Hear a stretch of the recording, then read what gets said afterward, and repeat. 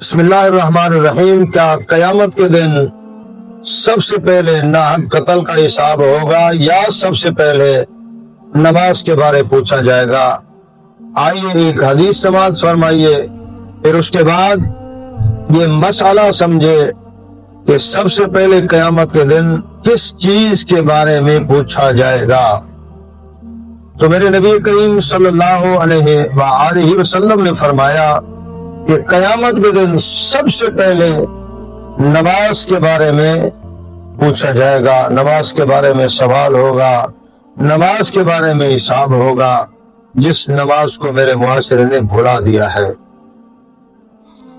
میرے معاشرے سے نماز نکل چکی ہے، میرے معاشرے نے دنیا کو ترجیح دی ہے، ملازمت کو ترجیح دی ہے، دفاتر کو ترجیح دی ہے، اپنے کاروبار کو، دکان کو، تجارت کو ترجیح دی ہے۔ میرے معاشرے نے نماز کو چھوڑ دیا ہے، نماز سے عاری ہو چکے ہیں، نماز سے دور ہو چکے ہیں۔ نماز ہمارے معاشرے، ہمارے گھروں، ہمارے محلے، ہمارے سوسائٹی، ہمارے علاقے، ہماری یونیورسٹی، ہمارے سکول، کالج اور ہماری پارلیمنٹ سے نمازیں نکل چکی ہیں۔ میرا معاشرہ نماز سے عاری ہو چکا ہے۔ تو میرے نبی کریم صلی اللہ علیہ وآلہ وسلم جس پیغمبر رسول کا ہم نے کلمہ پڑھا ہے، جس کی نسبت آپ کی اور میری نسبت جس پیغمبر رسول صلی اللہ علیہ وآلہ وسلم کے ساتھ ہے، پیغمبر رسول صلی اللہ علیہ وآلہ وسلم فرما رہے ہیں کہ قیامت کے دن سب سے پہلے نماز کے بارے میں پوچھا جائے گا۔ اگر نماز صحیح، درست و مکمل نکلی تو فرمایا یہ آدمی کامیاب ہوگا، اپنی مرادوں کو پہنچ جائے گا، جنت کے اندر چلا جائے گا، محمد مصطفیٰ بھی راضی ہوں گے اور محمد مصطفیٰ کے خدا بھی راضی ہوں گے۔ جس شخص کی نماز نامکمل نکلی، خراب نکلی، تو میرے نبی کریم صلی اللہ علیہ وسلم لسان نبوت سے یہ الفاظ مبارک نکلے ہیں۔ میرے پیغمبر نے فرمایا کہ جس کی نماز خراب نکلی، نماز کا عاری تھا، نماز نہیں پڑھتا تھا، تو فرمایا وہ آدمی نامراد ہوگا، وہ آدمی نامرادی کے دہانے پر ہوگا، وہ آدمی اللہ کے قہر اور غضب کے اندر ہوگا۔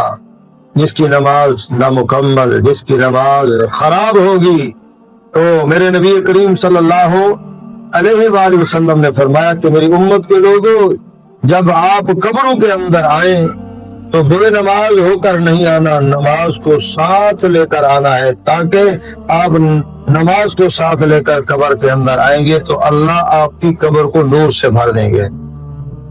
تو علماء کرام نے لکھا ہے کہ حقوق اللہ میں سے سب سے پہلے نماز کے بارے میں پوچھا جائے گا، اور حقوق العباد میں سے سب سے پہلے جس آدمی کو ناحق قتل کیا گیا ہے اس سے پوچھا جائے گا۔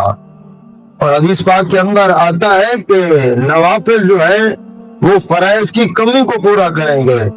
تو کچھ علماء کرام نے لکھا ہے کہ فرائض کی جگہ نفل نماز کو شمار کیا جائے گا، لیکن جمہور علماء کرام فرماتے ہیں کہ 1000 نفل بھی ایک فرض کے مقابلے کے اندر نہیں آ سکتی، بلکہ ہزاروں نوافل ایک فرض نماز کا مقابلہ نہیں کر سکتی۔